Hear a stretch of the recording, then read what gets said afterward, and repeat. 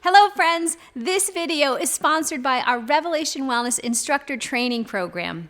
Do you love Jesus and have a passion for fitness and wellness? Or maybe you're tired of the roller coaster of obsessing over and neglecting your body, and you know there has to be more to fitness. Well, let us equip you to lead others to health and wholeness rooted in Jesus Christ through our faith-based fitness instructor training program. Go to our website to learn more and listen to testimonies of people just like you who are bringing hope and healing to their communities as fitness teacher gospel preachers. Click the link in the description of this video and download a packet to get your journey to health and wholeness through Christ started today. Revelation Wellness community, the day has come. You have actually, as a community, have said, have you had Caroline Leaf on? Have you had Dr. Caroline Leaf? We got to get you to talk to Caroline Leaf. You guys, today is the day. I wish I had confetti and all the noise. Oh, thank you. Well, I've got some balloons there. You do. I know. Balloons and cake and everything because we launched our book yesterday, and I was telling you just before that my kids came. I was doing an Instagram live and with this like celebration party with my eldest daughter who works for. Three of my kids work for me.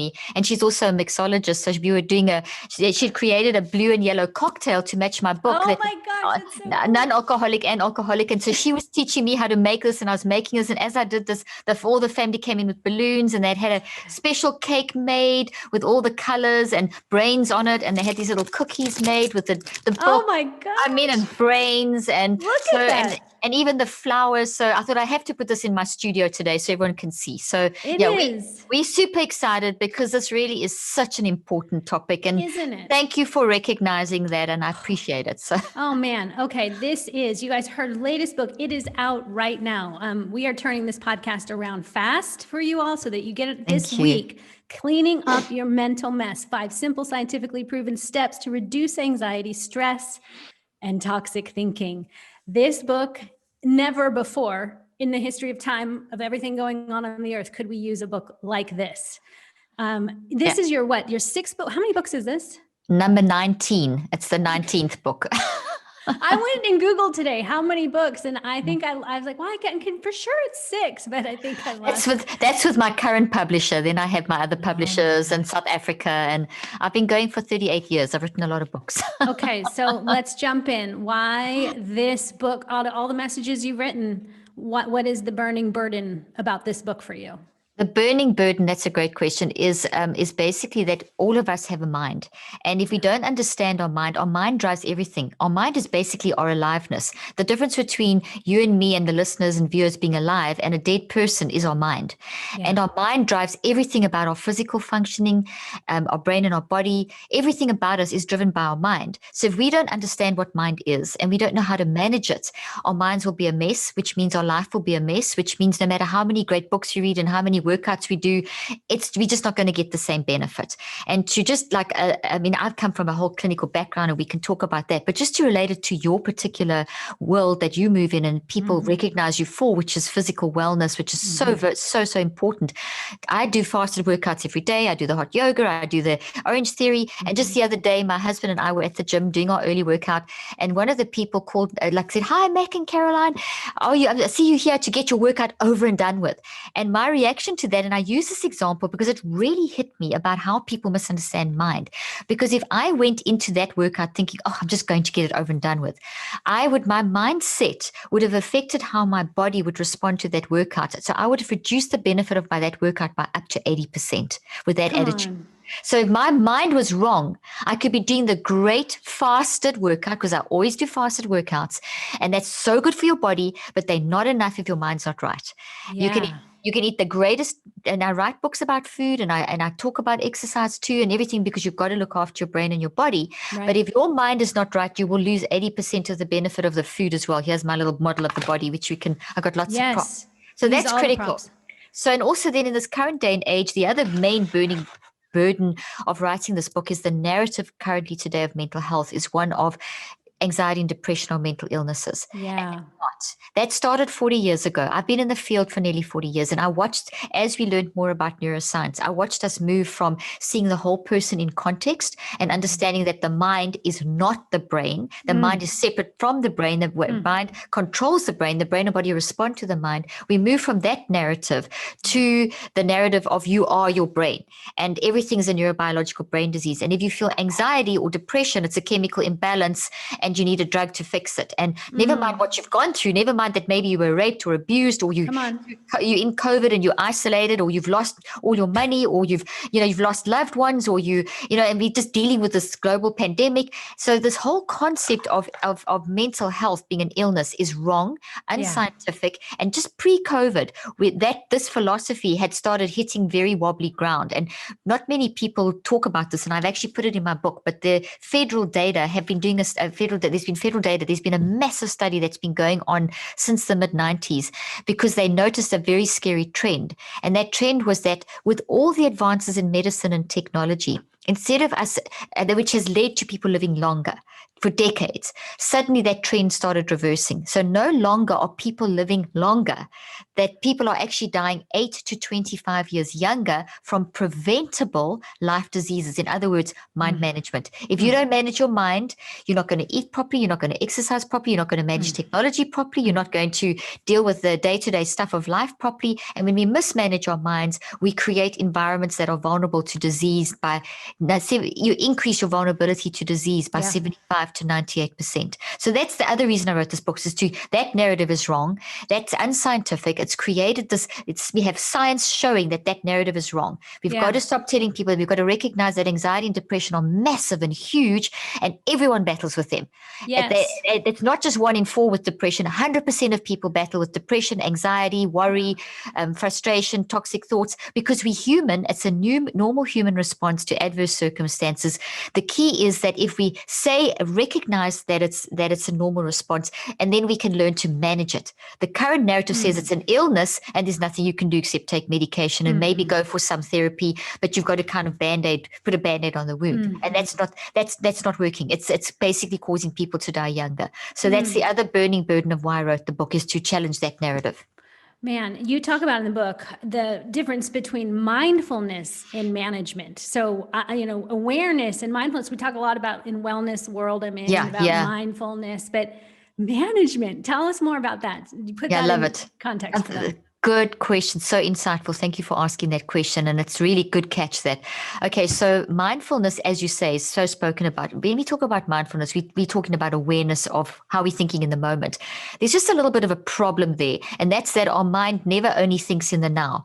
Our mind is our aliveness, and mind is how we think, feel, and choose. And we'll go into a little bit more of the description in a moment, but just to keep you around your question, mind is how we think, feel, and choose. And when we use our mind, we are think, feeling, and choosing and building a thought. And a thought is a real thing.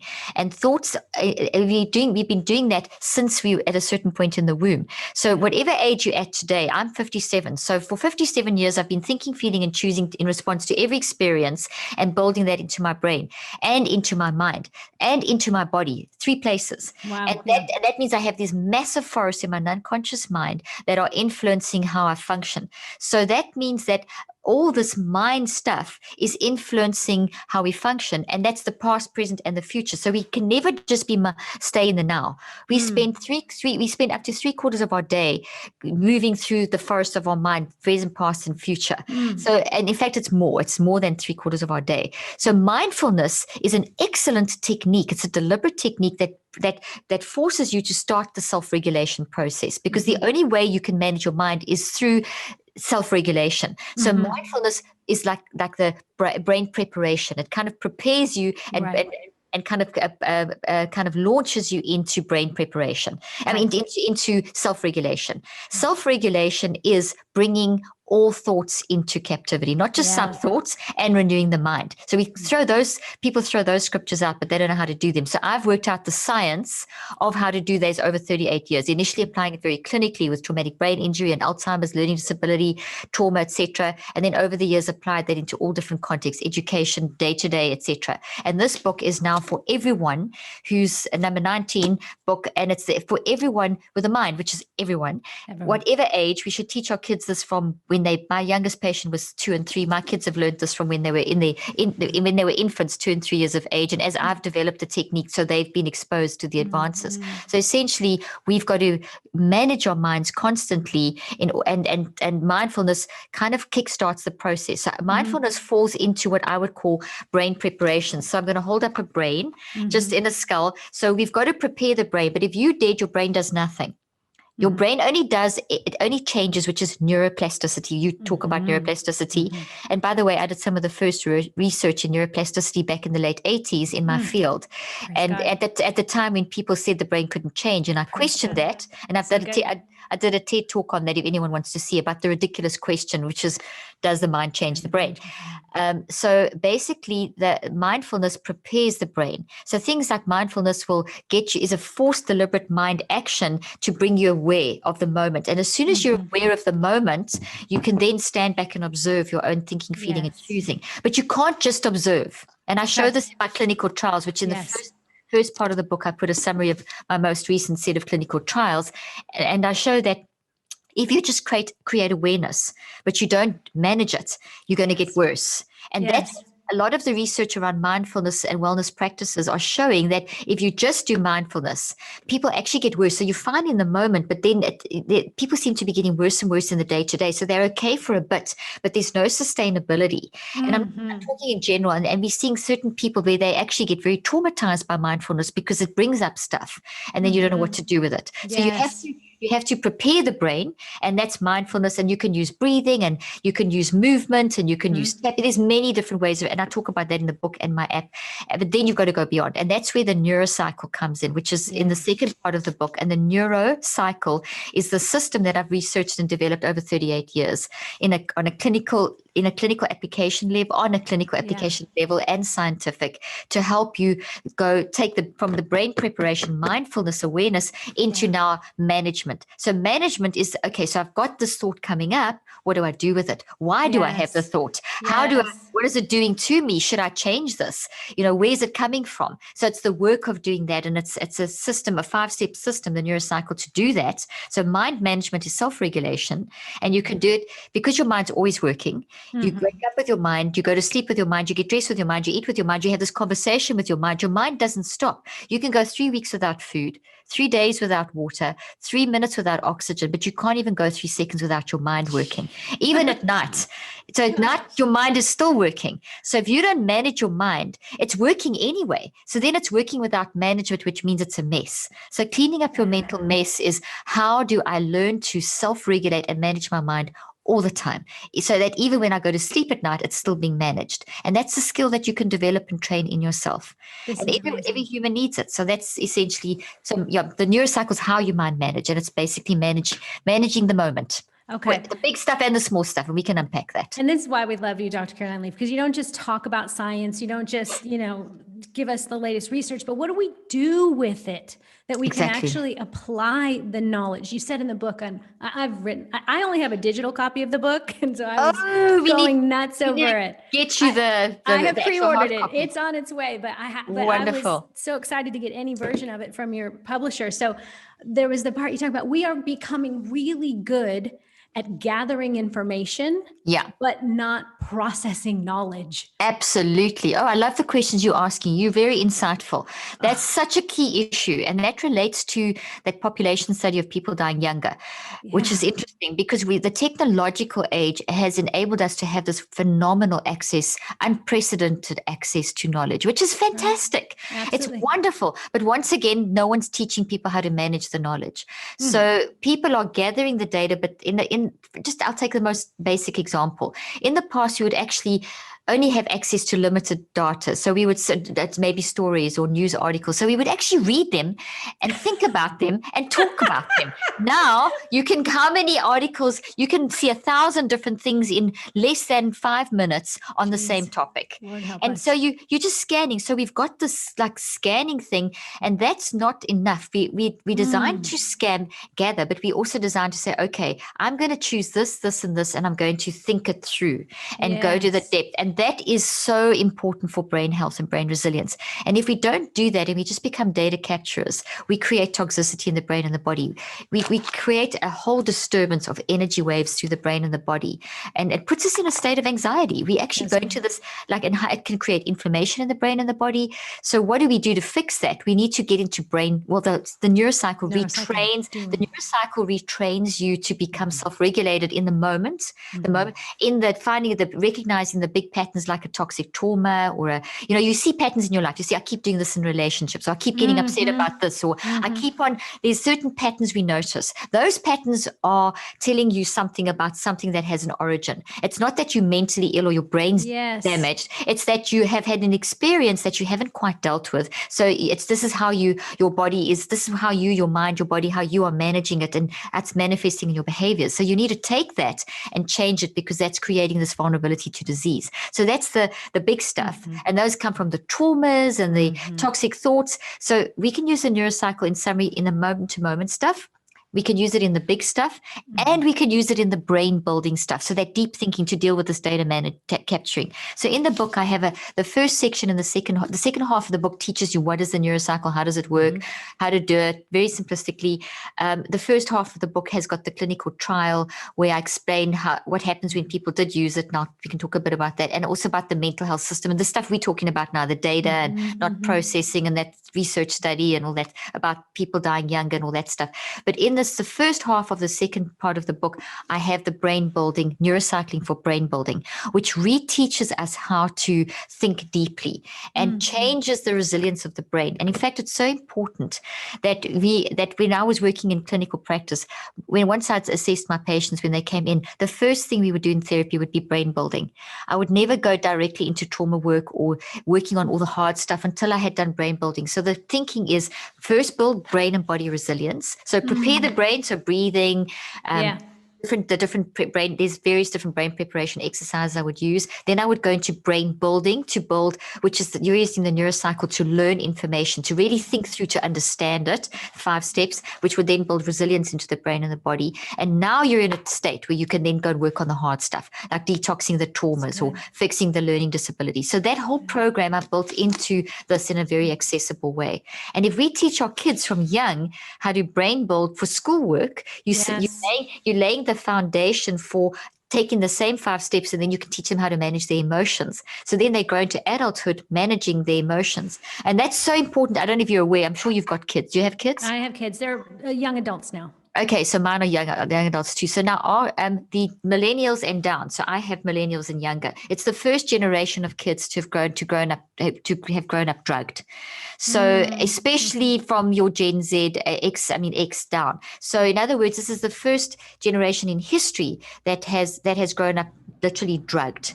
Okay, so obviously not my kids, they don't get that, but I'm talking about psychotropics, where every second child is on some kind of antidepressant or stimulant or something like that. First generation. So what we've done is we've created a generation where, with the current statistics that are, and I'm not trying to bring it, there's hope too, but if we don't, this is how serious this is. If we don't watch it, our kids will fall into that bracket of dying 8 to 25 years younger than what they should. So currently people are dropping dead between 25 and 64 at the prime of their life. So the workforce is losing workers and the kids are losing parents. And that's because of this whole mismanagement of mind. But there's such hope. If we recognize that we've got to look back at the whole human, we've got to re-look at what mind is, bring our mind back into the game. We won't be fighting like we're fighting. The political fights, the dissent, the arguments, the not, people just being so adamant that their way is their way or the highway. It's so toxic. We've created such a toxic environment in this country that it's so damaging to the psyche of our children and our minds and that's what people are battling with, mismanagement of mind. So there isn't a pandemic in mental health. Come on. Mental health has always been a problem. 100% of people, as I mentioned in the beginning, 100% of people are battling with anxiety and depression, etc., in different levels. In extents, war-torn country would be more, whatever. So, but 100% of people, what we have is a pandemic of mismanagement of mind, which is leading to very poor decision making, and people that get too much data, not thinking it through. When you don't think things through, you get into hurry sickness. If you're just capturing data and you don't build your brain, you're going to make wrong eating decisions. You're going to make wrong moving decisions. You're not going to move. You're going to be not managing your stress. You're just going to boomerang from one event in the day to the next, and cumulatively over time, lack of sleep. And so you can go take all the wellness techniques and I'm going to take this tablet for sleeping. I'm going to do this exercise, but then your mind's still not right. And as I said right in the beginning, you're going to lose 80% of the benefits of all that great new program you're doing if you don't get your mind right. So it's like step number one.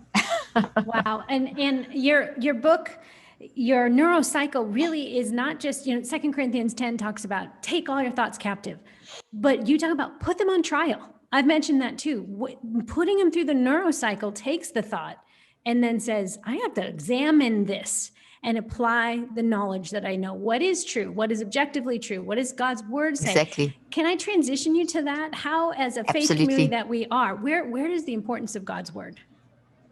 Well, I think what's most important is that we recognize that we mustn't get stuck on we need to look at the big picture. We need to look at God as God, and God is this huge. I love to talk about godness because I think we try and reduce God down to, and God is love. And so we've got to look at love. So I'm going to come at this from a scientific angle and a philosophical angle and a spiritual angle. So we see neurobiologically that the brain and body are wired for love. That means that we don't have any structures in our design to handle toxicity. What we only have is stuff that is, all our brain and body is designed for healthy stuff, for healthy thinking, and managing toxic thinking. So we have accommodation in our brain and our body. Now, this is so key for managing, and I'm going to hold up two, and I'll explain what these are in a moment. Basically, these represent, that's a green tree and a toxic tree, and these would represent thoughts.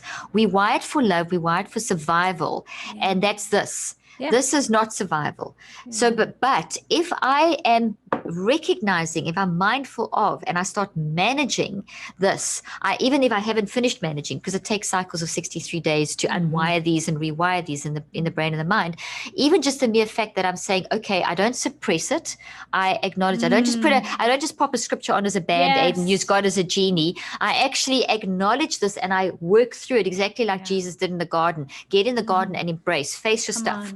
Sweat blood. It gets worse before it gets better. You're going to go, and that's the concept here. Now, in our current day and age, bad, suppress with a drug or suppress with scriptures. And if it doesn't go away, you don't have enough faith, condemnation, guilt. And so now you have another layer and another. And no wonder people are dying younger. This is so real.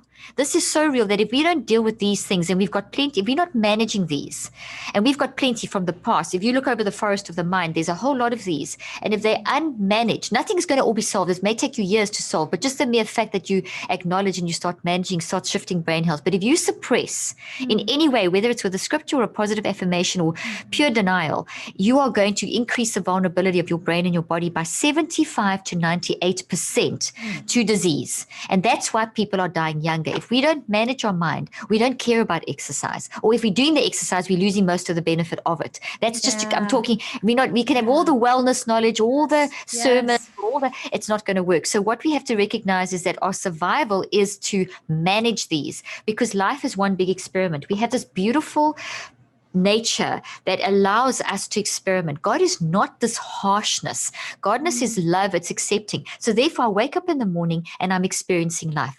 8 to 10, you and I, all of us are going to experience somewhere between 8 to 10,000 events today. That's on average what a human experiences. Every event or experience is converted by the mind, which is around and through the body into the brain as these thoughts, which look like trees. You also store those 8 to 10,000 events processed by your mind into your brain, but also into your body. So they go into there as trees, they go into your DNA, and they go into your mind, which is a gravitational force around and through your body. And this is nothing weird. This is Einstein's research. This is gravitational field. This is quantum physics. This is stuff that is, and I explain this in my books. I've done this research for years. We're not floating at the moment because of gravitational fields. And each of us, we live in gravitational fields, which is the force and energy of God's love. Honestly, it's the how-to of how the world works. And we also, every human has their own unique gravitational field, which is the mind. And that if you're dead, there's no gravitational field there because it disintegrates. But when you're alive, it's keeping it alive. So mind is that. Mind is the aliveness. So we process and think, feel, choose through the mind. So the way we process, think, feel, choose affects the gravitational fields, which affects the brain, which affects the body. So therefore, that's the mess that we've got to clean up. But the beauty of this design is that the acknowledgement is already changing and shifting the field. So here's the thing. I acknowledge, let's say that you read an email before you go to bed and it upsets you, and suddenly you don't deal with it and you have a terrible night. You wake up the next day, you go do your fasted workout, you come back, fasted workout, come back and eat your super healthy organic meal, but you're still upset. You've lost 80% of the fasted workout, 80% of that organic meal. You've lost the nutrition, and your vulnerability of your body is in a state of high inflammation, which means that you're in that state of vulnerability of 75 to 90% greater chance of being susceptible to some sort of virus. The moment with COVID going around, you do not want your body in that state. Our primary defense against any illness and in controlling illness that is in our body and healing is our mind. And I totally am for medicine. I am totally for the biomedical model. I was going into neurosurgery. I've done part medicine in my degree.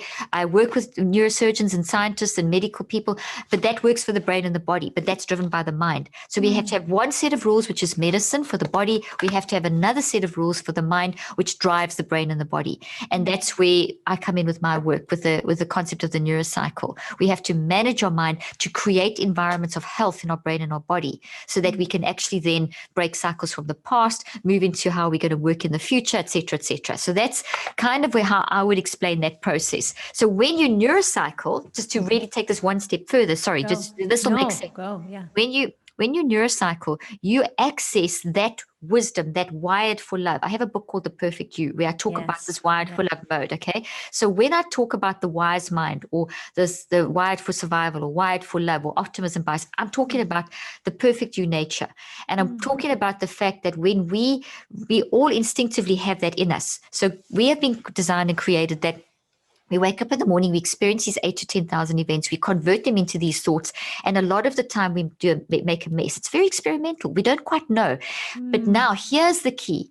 We either just carry on doing this and living with this, and sometimes getting it right and sometimes not, or we manage it. Okay, so it's happening anyway. So either we just live like mainly this and just a bit of this, or we live with these two, but we see these and we fix them. And the latter is how it takes time to fix these, but the latter then shifts us into changing the environment of our body. Yes. So as soon as I say, okay, I access my wise mind, my wired for survival, I recognize I'm irritated. I recognize I'm upset. I recognize I'm depressed a lot. I recognize I'm anxious.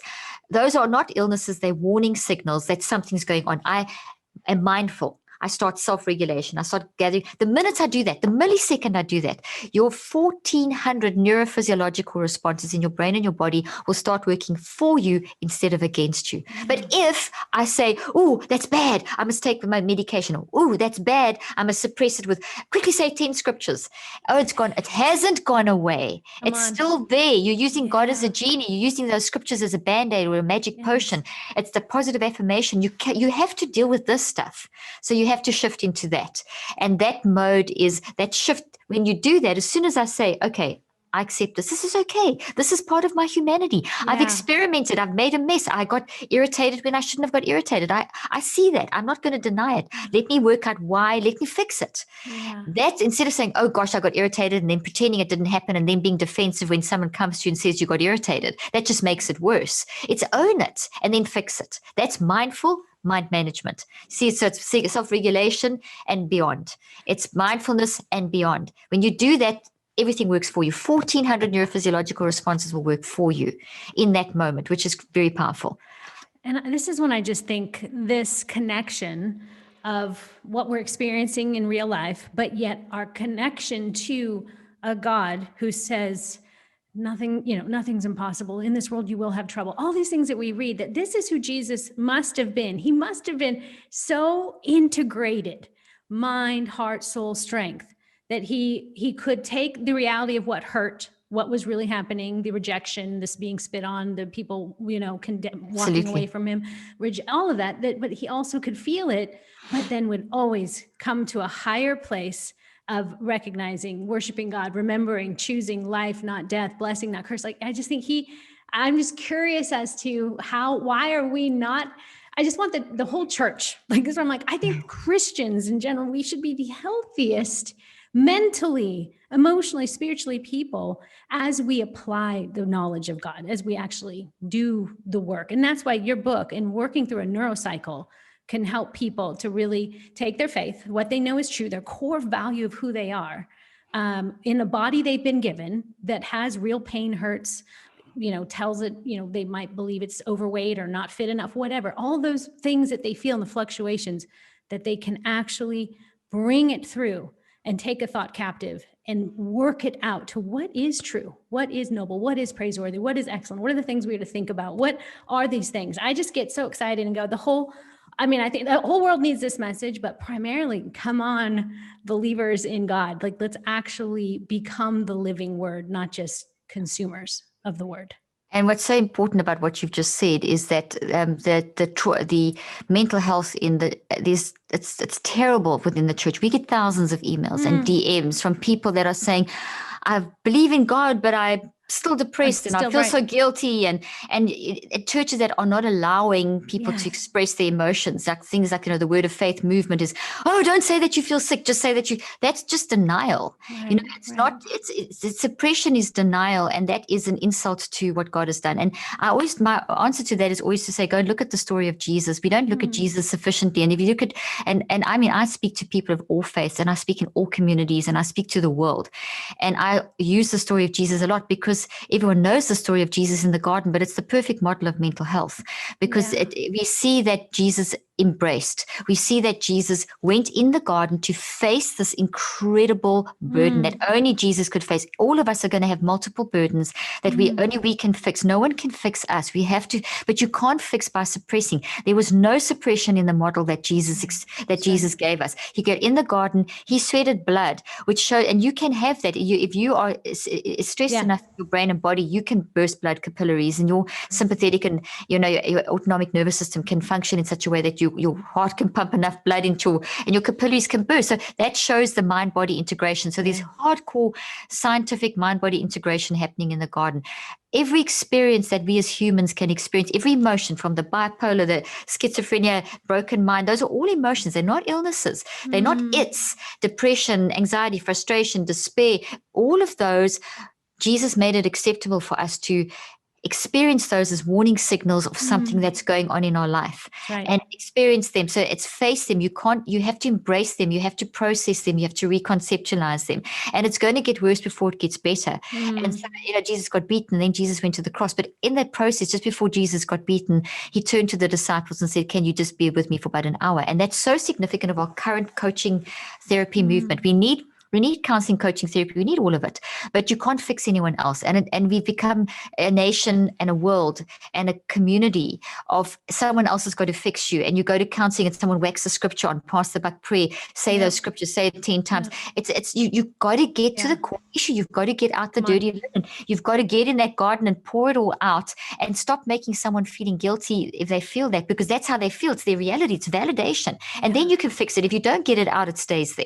And we have to allow ourselves to process. And we've also got an issue. The church, only 4% of the church talks about mental health. And when they do, it's to say it's a disease and that you must go to a doctor.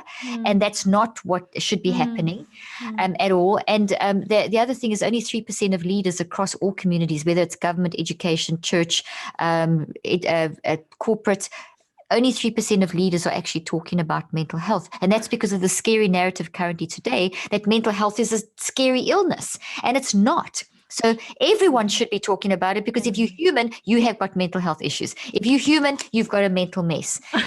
And if you're alive and human, so all of us, if we leveled the playing So field, good. so it's like this. If you go to a dinner party and there's a whole group of you and someone opens up at the table and says, oh, I have a neurobiological brain disorder, or I have a neuropsychiatric brain disorder, I have clinical depression, everyone will go quiet and everyone will go shame that person. And everyone's thinking, oh, they're sick.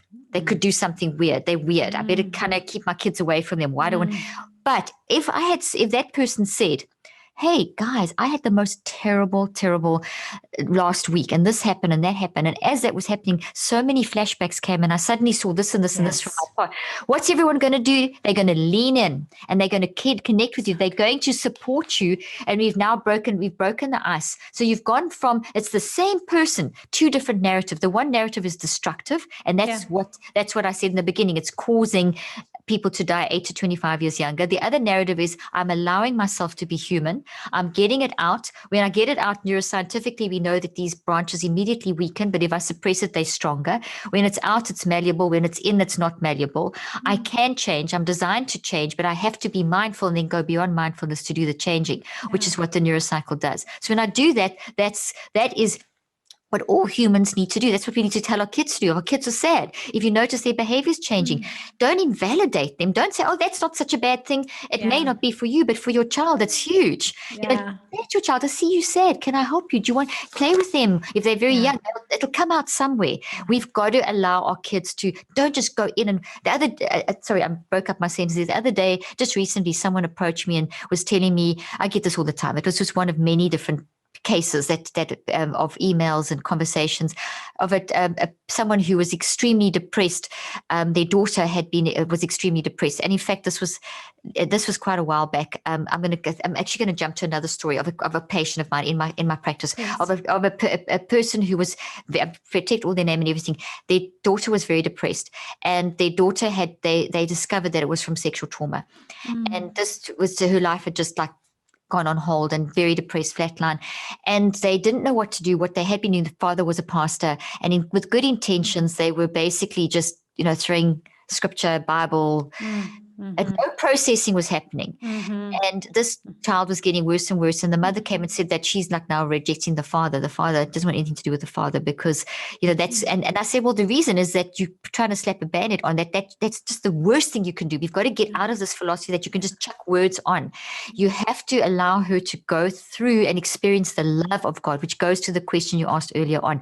Whacking a script, I know that father loved that daughter, and I know the intentions were good, but that was an example of how we've taken legalism to its extreme and said, well, you must take this and this must fix you. Words don't fix you. Love fixes you. And love is getting in the garden, and love is crying and sweating blood and being supportive and getting worse before you get better. Because as you see the roots of the story, because these are toxic thoughts that we build into our brain, they're real things. We build them into our brain through our mind. And they have the roots are this thought is a thought made of memories. These are the root memories. This is the origin story. This is the abuse. This is the trauma. This is how you experience the trauma, the branches. So these are memories. One thought's made of all these root memories and these behavioral and emotional memories. And this manifests in your life. So initially you might suppress it and be okay, but then at some point it explodes. In this particular patient, the depression had manifested. It first started with schoolwork. And that's where they came to, this child was battling to learn, really battling to learn. And this was a good academic student. And so we thought that was just a signal. That was just a behavioral. Right. Yeah. And then the depression started. Yep. And as we worked through, we found so there's an example of where the scripture at that point was not the right thing to do. The supportive, loving, let what happen. I see your pain. I hear you. Talk to me. Cry with them. Don't try and fix.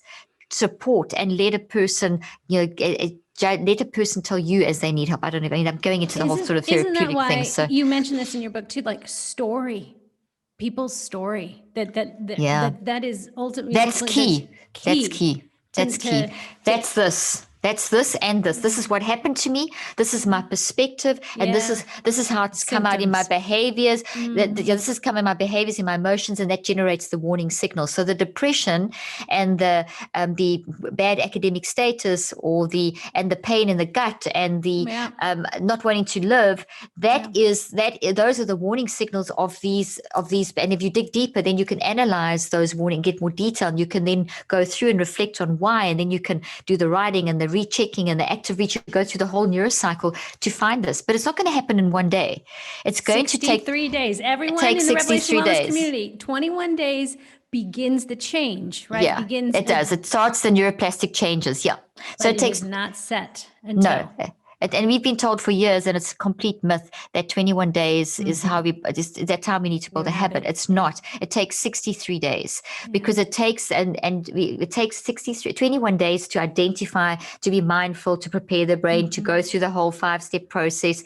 And you do that daily for 15 to 45 minutes for 21 days, more or less 3 weeks, give or take a couple of days. And that then deconstructs this and reconstructs it into a healthy version, where if you look closely, there's dark leaves and light leaves. The light leaves are your story, but now reconceptualized. It's like if you buy an ugly old house and you renovate it, you take photos of the ugly old house, you bash it down, you build a new house. Here's the new house, and that's what it used to look like. So you've changed how it plays out into your future. You've created a new mental space. You still cry, you still sad, it's still terrible, but you've changed the power play. You control it. It doesn't own you. You've cut the ties. You've released from the source. So now you can move into the future with this being your testimony, or whatever, if you want to, in terms of, but you've converted that. And that takes 21 days, but now it's only this big, like a new baby plant. So it's not strong, and it's not a habit yet. It hasn't been automatized. So there's a lot of neurobiology and mind stuff that has to happen, and mind-brain integration that has to happen to turn this into something that's strong enough to impact behavior change. And that takes an additional basically 42 days. And that in that 42 days, you just do one step. So for the first 21 days, you do all 5 steps, and that takes 15 to 45 minutes. But from day 22 to 63, which is 42 days, which is another 6 weeks, you just do step 5. And that takes about a minute a day. So it's not a lot, but that's where you see behavior change. So in my clinical trial, and I'll end with kind of just quickly end this with this. If people, I hope people go and get the book. It's available wherever books are sold, because it is life. It's not because I've written it, because if you don't get your mind right, nothing else is right. Nothing. So, right. We can do all the fitness, drink the green juice, try and make all the behavior modifications, but nothing. No. So in order for them to really benefit from what you're teaching and your brilliant work that you do, they need to get their mind right. I mean, this is part of, so this is now looking inside the brain. So in my clinical trial, we looked in the brain, we looked at blood, we looked at psychological measures, we looked at the narrative, the most important thing, the person's story.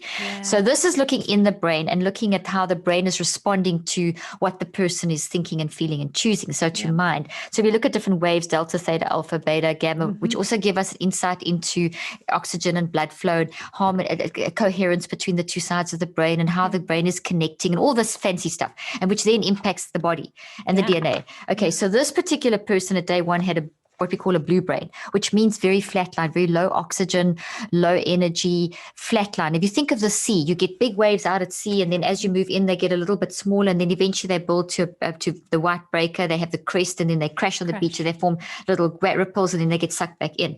The little ripples would be gamma. The white crest crashing would be high beta. The build up would be beta. Going in deeper would be theta and delta. So now what we want is that kind of wave flow across both sides of the brain. Cool. That's the gray brain. Okay. This person at day 21 was saying things like, I am clinical depression. That was their identity.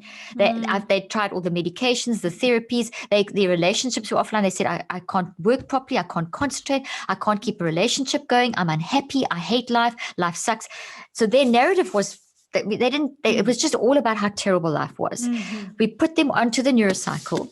So this person was part of the experimental group. This person's inflammation levels in their body were terrible. Their DNA, the telomeres, which look at your mental health in terms of how you're managing your mind, etc. And they were very short, and very weak, which meant that their biological age was nearly 30 years older than their actual age. So they were in their 30s, but had a sickly 60 65-year-old body. I mean, already that's the whole environment of their body was inflamed, sickly, mess, environment. They were vulnerable to disease by 75 to 98% and increased vulnerability. Okay. So now all they get, no therapy from me. This is all blinded. They don't know me. They simply get the Neurocycle app in app version. And there's an app that goes with this. It's called the Neurocycle app. And it's available on Google and iTunes. So it's a great complement to the book. Where it's like me giving therapy. They go on that. They use it themselves for 21 days. They get all this testing, come back in on day 21, and their brain is gray. And then the green at the top shows that the identity is changing. So by day 21, they're saying, I'm not clinical depression. They're saying that doesn't exist. Depression is a warning signal of an underlying issue. I recognize that my behaviors and my body symptoms were from an origin story. And so that's where they went from I am depression to I'm depressed because of. By day 63, By day 63, we see also gray, even more gray, which shows now behavior change. So not only are they saying I'm not depression, but I recognize that depression is a warning signal. When depression comes, which it will, I know why and I know what to do. And so then now they're back at work, they're sleeping 25% more, which is still not 100% yet, but they weren't sleeping. So now there's at 3 weeks, there was 25% improvement. By 9 weeks, it had dramatically improved from that as well. They were back at work, back in relationships, back sleeping, functioning, and recognizing it's okay to be depressed. Here over the page, I have lots of these kind of graphs in the book with case studies. There you see a red brain down the bottom, a lot of different colors. This shows someone in a highly anxious state. This was someone in the control group. They didn't get the neurocycle, but they got all the testing. So they were made aware. To come to our first question, awareness. They were mindful. They were aware. They had all the psychological testing. In fact, I've developed a validation scale that you can track how aware a person is, and that person, the awareness was like high level, and so that they had the awareness but no mind management. Their story at the beginning was disastrous, and so by the end of the study they were worse. So we obviously gave them the neurocycle as soon as the study was over, and then things started reversing. But that just shows you, I did this to demonstrate that this is very real. You're going to, and your brain and your body and your mind, your non-conscious mind are experiencing the changes before you're consciously aware. So this is why, this is not optional. This is why I've written this book, is to put into people's hands that you live with yourself 24/7. You may go to therapy, your workout, your counseling, your coaching, but that's part of your week. It's an hour here and an hour there. What are you doing with yourself the rest of the day, the rest of the week? So anyway, this will change, you guys, your parenting, as you are showing up to work, as you show up as a student, a learner, which I hope we're always continuing to learn, and anything, new things, continue to challenge our minds, be comfortable with the uncomfortable. Yeah, exactly. All of this is so good for us. Oh my God. I just promise me your next book, Revelation Wellness, put us on your thing, because I just cannot get enough time with you in all the knowledge and wisdom you have for us. Thank you so much. Before you go, can I ask 3 rapid fire questions? Absolutely. Just what comes off your mind? Your favorite way to move your body? Oh, I love Orange Theory and hot yoga.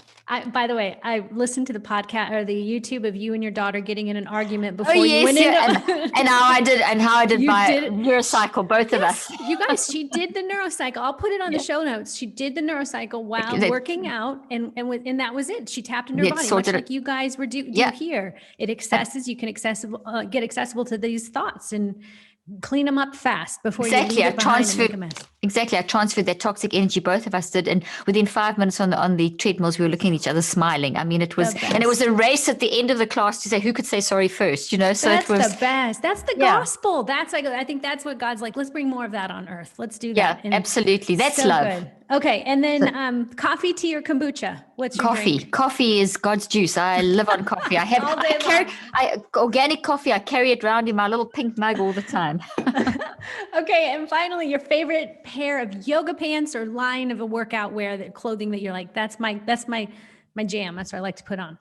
Oh yeah. Which is my favorite? Favorite brand, like favorite yoga pants or brand, like where do you get your yoga clothes? I actually get them from workout clothes. My local yoga studio. I don't know what the brand is, but they're amazing. I wouldn't know what the Lululemon I love, but there's another new brand I found that's even nicer, but I don't know what it's called. I'd have to check. We're always just looking for the latest finds. Oh, I found some amazing ones. So, and do you want me to tell them where they can get the book? Yes, tell Okay, them. so the book's available now. It was released yesterday, 2nd of March, and it's available wherever books are sold. So you just go to wherever books are sold, Amazon, whatever, get your copy. And also, it's if you go to my Instagram handle, Dr. Caroline Leaf, which is also Facebook and obviously Twitter, all the social media. Obviously, from there you can get access to everything. And then I have a podcast called Cleaning Up Your Mental Mess as well. Do. So I listen to it every week, and I'm telling you guys, put it on your roster. All of this is such good stuff. Thank you so much. I appreciate that. Well, I hope we talk again sometime. It'll be wonderful. I hope so too. I really do. Wonderful. Thanks so much. Thank you so much. Thanks for watching, and remember, this video was brought to you by Revelation Wellness Instructor Training Program. Do you love Jesus and have a passion for fitness and wellness? Or maybe you're tired of the roller coaster of obsessing over and neglecting your body, and you know there has to be more to fitness. Let us equip you to lead others to health and wholeness rooted in Jesus Christ through our faith-based fitness instructor training program. Go to our website to learn more and listen to testimonies of people just like you who are bringing hope and healing to their communities as fitness teacher gospel preachers. Click the link in the description of this video and download a packet to get your journey to health and wholeness through Christ started today.